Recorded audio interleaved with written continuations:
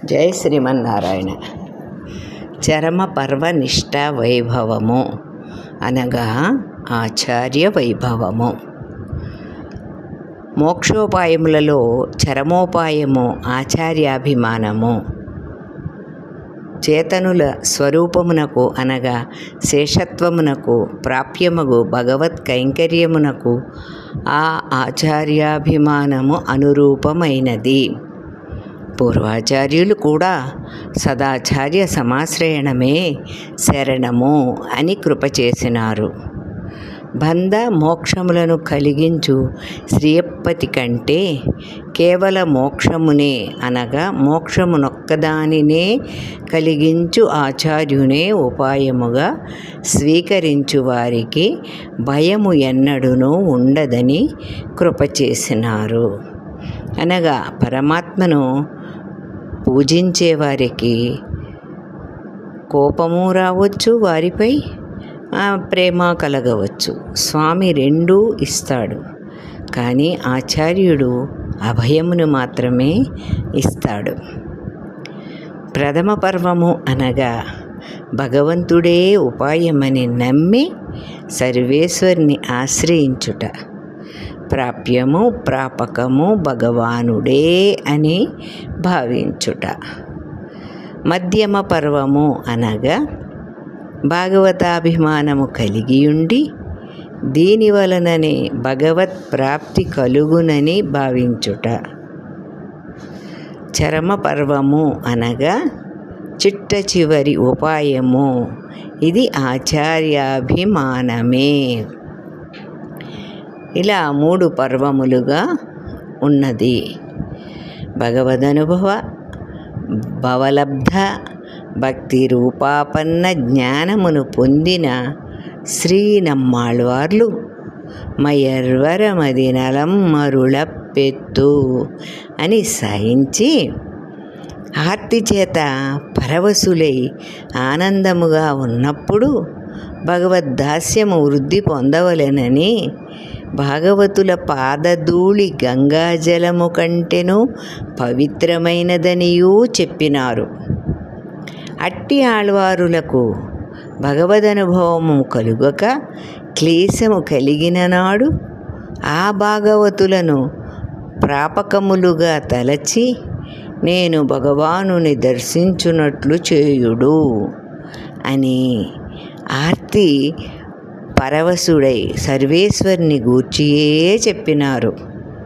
ఇట్లు భగవదనుభవం లభించినప్పుడు ఒక మాట, భగవదనుభవము లభించనప్పుడు వేరొక మాట ఆళ్వార్ల నుండి వచ్చుచుండును.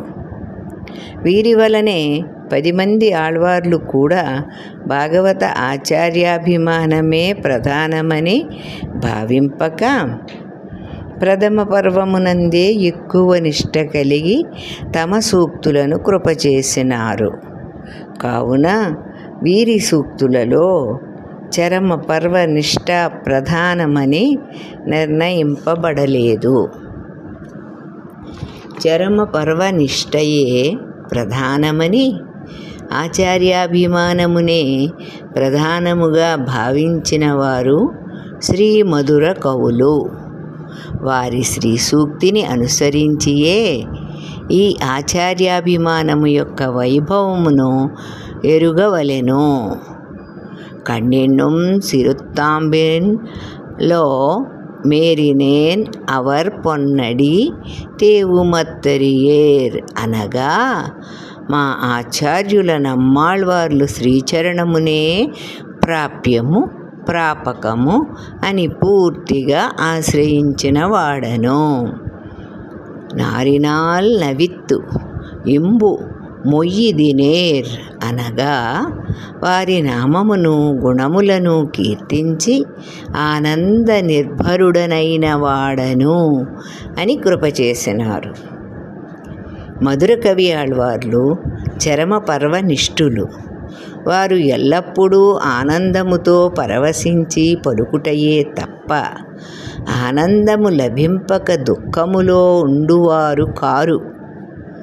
వీరి శ్రీ సూక్తి కన్నెన్నుం సిరుత్తాంబు దీనిని బట్టి చరమ పర్వ వైభవమును తెలుసుకొనదగును.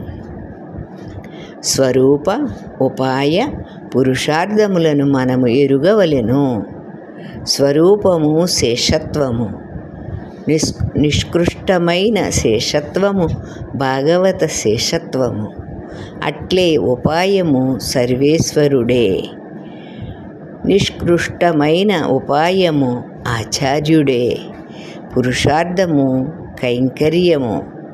నిష్కృష్టమైన కైంకర్యము ఆచార్యుని ముఖ వికాసమును కలిగించు వ్యాపారములు. తదీయ శేషత్వమే భాగవత శేషత్వమే ఆత్మస్వరూపము. దీనిని పరిశీలించి ఆలోచించినచో భగవత్ కైంకర్యము పరమావధి అనియు, భాగవత కైంకర్యము మధ్యమావధి అనియు తెలియును. ఈ విధముగా ఆత్మస్వరూపము తదీయ శేషత్వమని, ప్రాప్యము తదీయ కైంకర్యమని, తదీయులే ఉపాయమనుడు తత్వజ్ఞానమును తెలియచేసిన మహోపకారకుడు ఆచార్యుడే. అట్టి ఆచార్యునకు శేషభూతుడై ఉండుటయే ప్రధానము. కనుక ఆచార్య శేషత్వము స్వరూప జ్ఞానములో చరమావధి.